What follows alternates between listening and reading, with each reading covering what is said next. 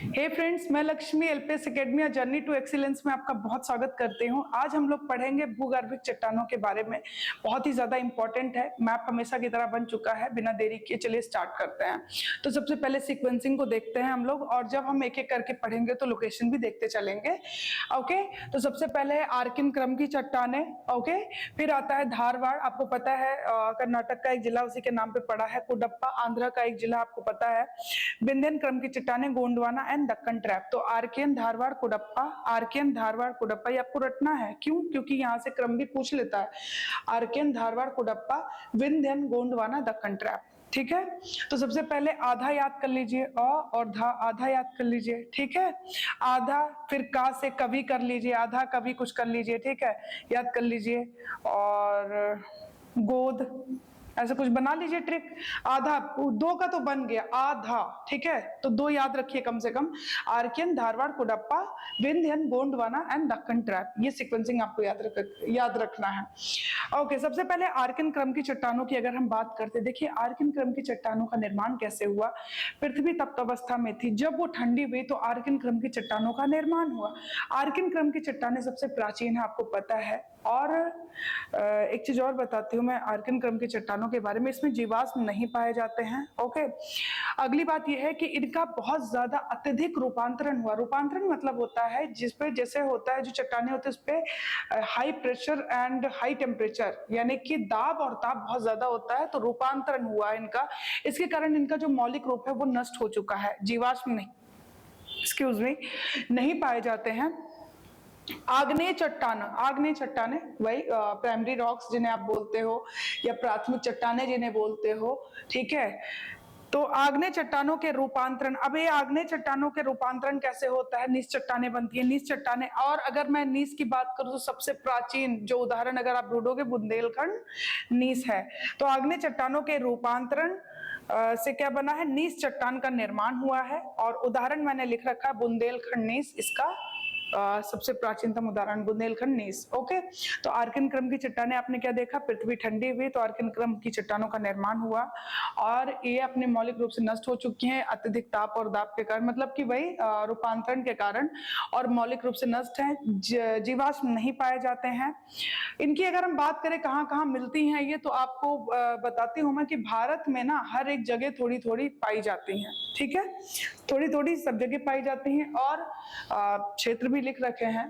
देखिए, तमिलनाडु, कर्नाटक, आंध्र प्रदेश, मध्य प्रदेश, उड़ीसा, झारखंड, छोटा नागपुर का पठार भारत का रूर प्रदेश, और दक्षिण पूर्वी राजस्थान। तो फिर से बोलती हूँ मैं, तमिलनाडु, कर्नाटक, आंध्र, मध्य प्रदेश, उड़ीसा, झारखंड, छोटा नागपुर और दक्षिण पूर्वी राजस्थान। इनकी राजधानियां भी लिखी है। थोड़ा स्मार्ट स्टडी करनी भी चाहिए हमें। तमिलनाडु चेन्नई, कर्नाटक बेंगलुरु, उड़ीसा भुवनेश्वर, आंध्र प्रदेश अमरावती, झारखंड रांची एंड छोटा नागपुर का पठार, तो उसका तो कोई ये नहीं है। और राजस्थान की अगर बात करें तो जयपुर। अगर हम बात करें आंध्र प्रदेश की, तो आंध्रा से अलग हुआ 3 जून 2014 को एक नया राज्य बना तेलंगाना। 10 जिले शायद अलग करके बनाए गए थे। और अगर हम बात करें बिहार से अलग हुआ 15 नवंबर सन 2000 को आपका झारखंड बना, जिसकी राजधानी है रांची। एंड अगर बात करें मध्य प्रदेश की, तो मध्य प्रदेश से अलग हुआ 1 नवंबर 2000 को छत्तीसगढ़, है ना। और एक और की बात कर लेते हैं, 9 नवंबर सन 2000 को एक नया राज्य बना उत्तरांचल, जिसको देवभूमि या उत्तराखंड के नाम से आप लोग जानते हैं। राजधानी है देहरादून। 9 नवंबर सन 2000 को बना था उत्तरांचल या उत्तराखंड। ठीक है, यूपी से अलग होके। तो इतनी बातें समझ में आ गई आप लोगों को। 3 नए राज्य बने थे, भी समझ में आ गया, और राजधानियां भी लिखी हुई है। ठीक है, चलिए, आंध्र प्रदेश में आपको पता है कुचिपुड़ी डांस है, कर्नाटक में यक्षगान है, तमिलनाडु में भरतनाट्यम है, तो ये भी दिमाग में। उड़ीसा में ओडिसी है, तो ये याद थोड़ा सा पढ़िए और ध्यान रखिए। सेकंड आता है आपका धारवाड़ क्रम की। तो हमने आर्किन क्रम की चट्टाने देखा। धारवाड़, धारवाड़ कर्नाटक का एक जिला, उसी के नाम से इसका नाम पड़ा हुआ है। धारवाड़ क्रम की चट्टाने आर्किन का, आप ध्यान से सुनिएगा, बहुत ही आसान है और आप लोग कभी नहीं भूलोगे, बस आपको सुनना है और नोट्स बनाते चलना है। मैंने बताया आर्किन क्रम की चट्टानें जब पृथ्वी ठंडी पड़ी तो उसके बाद आर्किन क्रम की चट्टानों का निर्माण हुआ। उन आर्किन क्रम की चट्टानों को तोड़ फोड़ दीजिए। और फिर उसके बाद वो टूटने फूटने के बाद वो क्या कहती हैं, उन मतलब उड़ के या बह के जाती हैं और कहीं पे इकट्ठा हो जाती हैं, जिसको हम बोलते हैं निक्षेपण। अपर्दन मतलब होता है कटाव, और कटाव करने के बाद वो बहती हैं या फिर उड़ जाती हैं, या तो हवा उनको उड़ा के ले जाए या नदियां उनको बहा के ले जाए, है ना। ओके, तो आर्कियन क्रम की चट्टानों का अपर्दन और निक्षेपण से इनका निर्माण होता है।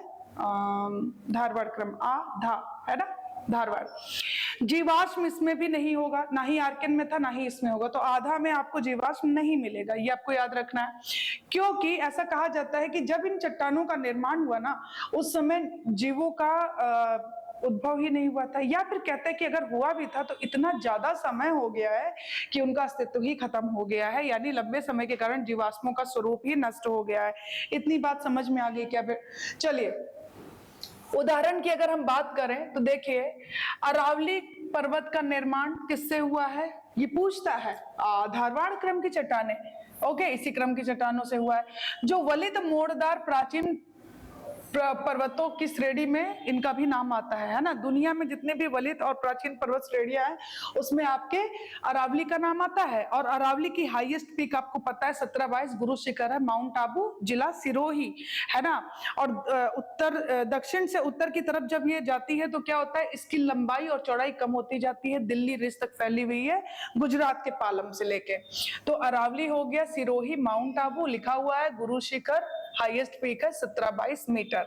चट्टानों का निर्माण कर्नाटक के शिमोगा, अभी दिखाऊंगी मैं लोकेशन, धारवाड़ में विस्तार है। ओके, दक्षिण दक्कन प्रदेश में नॉर्थ कर्नाटका यानी उत्तरी कर्नाटका से लेकर कावेरी घाटी तक, और बेलारी कर्नाटका में है, बेलारी, शिमोगा भी कर्नाटका में है, नागपुर और जबलपुर में सासर श्रेणी, गुजरात में चंपानेर श्रेणी। तो इन जगह पे इसका विस्तार है। यही नहीं, उत्तर में जो हिमालय है ना, वहां भी इसका विस्तार है, अभी मैं बताती हूँ। तो ये बातें समझ में आ गई कहाँ कहाँ ये इसका विस्तार है। आपको 3 तो याद ही रखना है, एक तो धारवाड़ याद रखना है, शिमोगा याद रखना है आपको, और बेलारी, है ना, धारवाड़, शिमोगा, बेलारी। अब उत्तर में देख लीजिए, उत्तर भारत में हिमालय के लद्दाख जास्कर, कुमायूं, गढ़वाल, असम का पठारी भाग और शिलोंग श्रेणी। तो हिमालय का लद्दाख और जास्कर किसका पार्ट है, आपको पता है, ट्रांस हिमालय का। ट्रांस में है ना काराकोरम, लद्दाख, जास्कर, ओके। और ट्रांस और हिमालय को कौन अलग करता है, मतलब बीच से सचर जोड़, ओके। महत्व क्या है इनका, इनका आर्थिक महत्व भी आपको जानना है। धात्विक खनिज जैसे सोना, मैग्नीज एंड लोहा यहाँ मिलते हैं। सोना आपको पता है कर्नाटका में, ओके। अब देखिए लोकेशन, ये रहा आपका, यहाँ पे ये रहा आपका धारवाड़ क्रम की चट्टानें, और ये रही, वैसे बहुत जगह है लेकिन ये आपको दिमाग में रखना है, ये कर्नाटका, ठीक है, शिमोगा, बेलारी, धारवाड़, ठीक है, और यहाँ भी धारवाड़ क्रम की चट्टानें मिलती हैं। तो आपने देख लिया आर्कियन, आपने देख लिया धारवाड़। अब नेक्स्ट चलते हैं हम लोग, हाँ, कुडप्पा क्रम की चट्टानों पर। कुडप्पा क्रम की चट्टानों की अगर हम बात करें, देखिए सीक्वेंसिंग याद रखिए, हमने आर्कियन क्रम की चट्टानों का तोड़फोड़ कर दिया, अपरदित कर दिया और उन्हें एक जगह इकट्ठा किया, उससे किस चट्टानों का निर्माण हो गया, आपकी धारवाड़ क्रम की। कुडप्पा क्रम की चट्टानें परतदार हैं, लेयर्स हैं इनमें, और निर्माण इनका धारवाड़ क्रम के। अब उसको धारवाड़ को तोड़िए, तो उन चट्टानों को अगर आप अपरदित कर देंगे, है ना, और अपर्दन के बाद और निक्षेपण, अपर्दन और निक्षेपण दोनों होना चाहिए, ठीक है। इरोज और डिपोज आपको पता है, तो इरोजन हो गया इनका, और फिर उसके बाद इनका निक्षेपण करिए तो कुडप्पा क्रम की चट्टानें बन जाएंगे। कुडप्पा नाम कहाँ से पड़ा ये जानना है। देखिए आंध्र प्रदेश में ये एक तो ऐसे चंद्र के आकार में पाई जाती हैं, पहली बात। दूसरी बात, इनके बारे में बात करूं कुडप्पा, तो कुडप्पा एक जिला है आंध्रा में। कहाँ पे? आंध्र प्रदेश में कुडप्पा एक जिला है, ठीक है। आपको पता है आंध्र प्रदेश ही पहला भाषाई आधार पर गठित हुआ था, है ना। चलिए, नामकरण की आंध्र के कुडप्पा जिले में अर्धचंद्राकार बनाई दिया रूप में विस्तार है। राजस्थान में भी ये पाई जाती हैं। तो राजस्थान मेन आपको क्या याद रखना है, आंध्रा में मिलती हैं। ठीक है, प्रसिद्ध किस लिए हैं ये आपको जानना है। जैसे यहाँ पे आर्थिक महत्व आपने देखा था, धारवाड़ का सोना, लोहा, मैग्नीज वगैरह, इनका भी देखिए ना प्रसिद्धि क्या है। बलुआ पत्थर, संगमरमर, एस्बेस्टस एंड चूना पत्थर, लाइमस्टोन। ठीक है, तो कुडप्पा क्रम की चट्टानें, लोकेशन देख लें एक बार, ये रही कुडप्पा, पिंक कलर से, ये लो पिंक, कहोगे मैम मिक्स कर दिया आपने, ये लीजिए। ओके, ये रही आपकी कुडप्पा, कुडप्पा जिला है और राजस्थान में भी पाई जाती है, तो ये आपको याद रखना है। चलिए नेक्स्ट पे चलते हैं। विंध्यन क्रम की चट्टानें, विंध्यन क्रम की चट्टानें बहुत ज्यादा इंपॉर्टेंट है ना। हालांकि सारी हमने देखा आर्कियन, हमने देखा धारवाड़, हमने देखा कुडप्पा, अब हम देखते हैं विंध्यन क्रम की चट्टानें। देखिए छिछले सागर, अब इनको तोड़ने फोड़ने की जरूरत नहीं, हमने वहां तक देख लिया। आर्कियन टूटा, धारवाड़ बना, धारवाड़ टूटा, कुडप्पा बना। ठीक है, छिछले सागर और नदियों के तलछटों के निक्षेपण से। ठीक है, इसमें जीवाश्म मिलेगा, ये इंपॉर्टेंट, इसमें जीवाश्म पाए जाएंगे, जैसे अवसादी चट्टानों में पाया जाता है ना, आग्नेय में नहीं।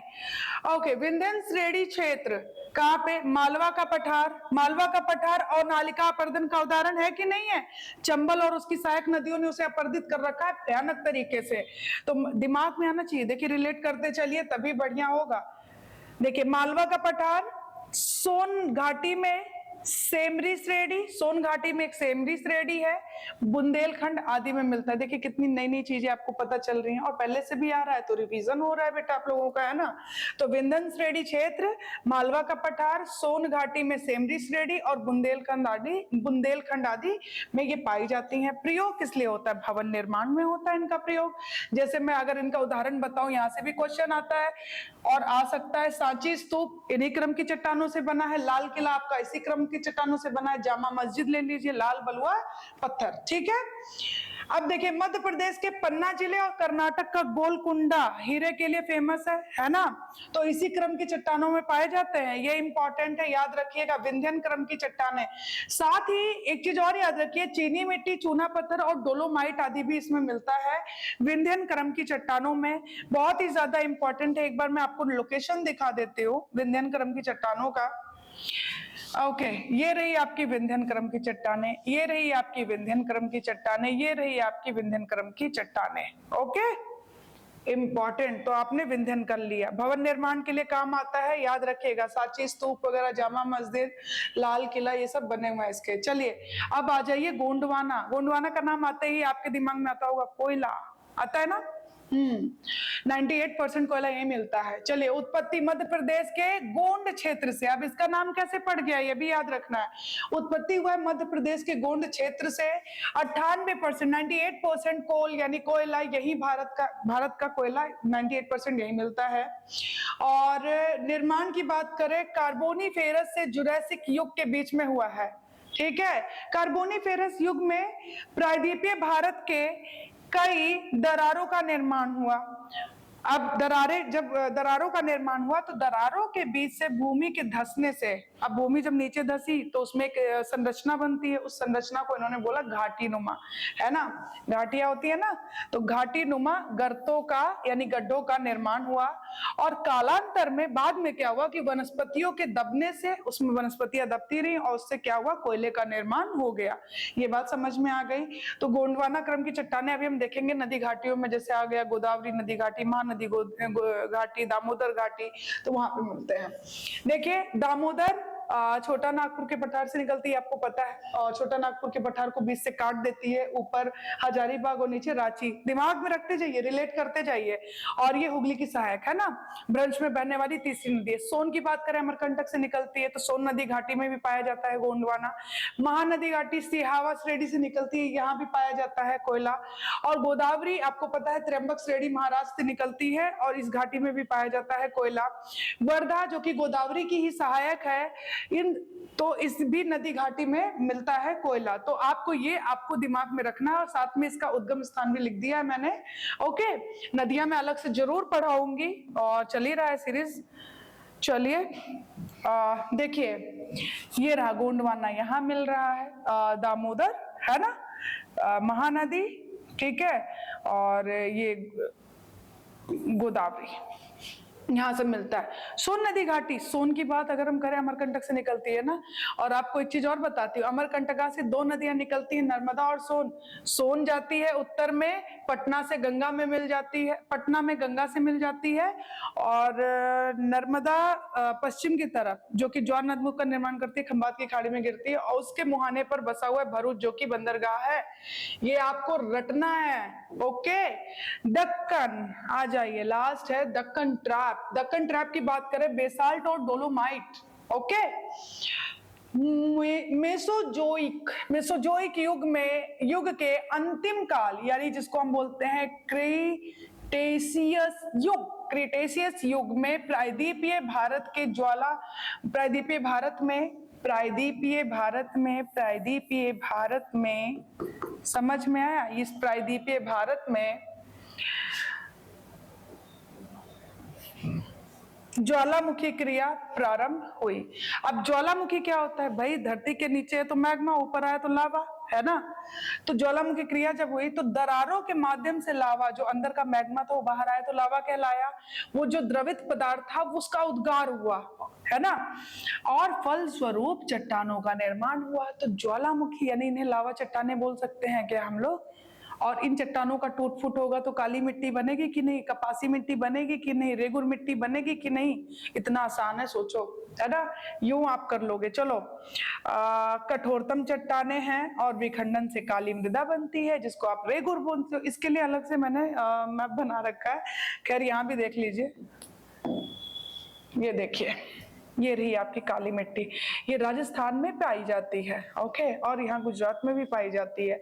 सबसे ज्यादा महाराष्ट्र में पाई जाती है, आपको पता है। काली मिट्टी स्वतः जुताई वाली मिट्टी भी बोलते हैं, और आपको पता है जरा सा भी नमी, मतलब नमी को अपने पास, मतलब नमी को ये क्या कहते हैं, संचित करके रखते हैं ये लोग, ठीक है। कहाँ कहाँ पाई जाती है देखिए, आंध्र प्रदेश, मध्य प्रदेश, महाराष्ट्र, गुजरात, तमिलनाडु।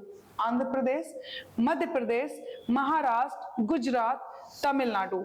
काली मृदा, कपासी मृदा, स्वतः जुताई वाली, रेगुर और चेरनोजम बोलते हैं इसे, चेरनोजम बोलते हैं इसे।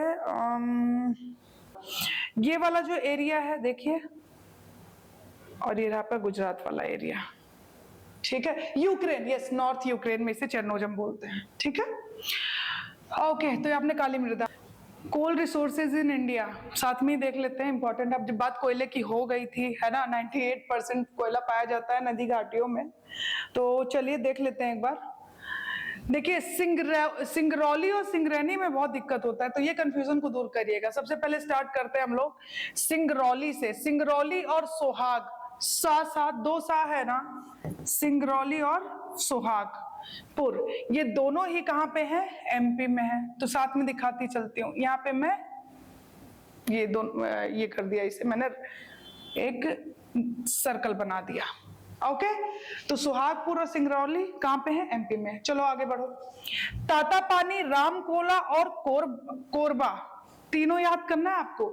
तातापानी, रामकोला और कोरबा, देखो कहाँ पे है, तातापानी, रामकोला और कोरबा, ये तीनों कहाँ पे है, यहाँ पे लिख दूं मैं, छत्तीसगढ़, जो कि आपको कब बना था, 1 नवंबर 2000 को, एमपी से अलग होके, ठीक है।